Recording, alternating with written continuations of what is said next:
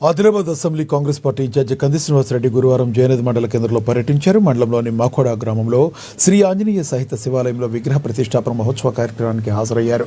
ఆలయ కమిటీ సభ్యులు, గ్రామస్తులు, స్థానిక కాంగ్రెస్ నేతలు, కార్యకర్తలు కంది శ్రీనివాసరెడ్డికి ఘన స్వాగతం పలికారు. ఆలయంలో ప్రత్యేక పూజలు నిర్వహించారు. అనంతరం సర్పంచ్ జనగరామన్న, గ్రామస్తులు ఆయన శాల్వాతో సత్కరించారు.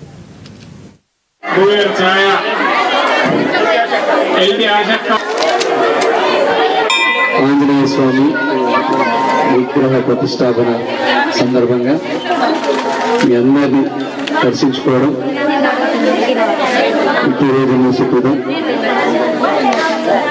మన పల్లెటూరు అయితే ఎప్పుడు ఏ ఊరు తిరిగినా కూడా అమెరికా నుంచి మేము ఇందుకే వచ్చినామేమో, మా చిన్నమ్మల్ని, పెద్దమ్మల్ని, మా అక్కల్ని అందరినీ కూడా ఒకసారి పలకరించుకోవడానికి వచ్చినామేమో అనిపిస్తుంది.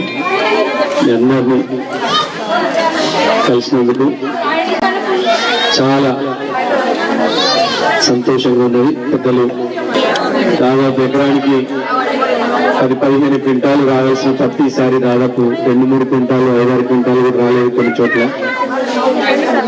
దేవుడు చల్లని చూపు చూడాలని, నదిలాబాద్ ప్రాంతాన్ని సుఖ సంతోషాలతో, సిరి సంపదలతో మంచిగా చూడాలని, మీ బిడ్డగా కంది శ్రీనివాసరెడ్డి అని నేను మీ అందరి ఆశీర్వాదం,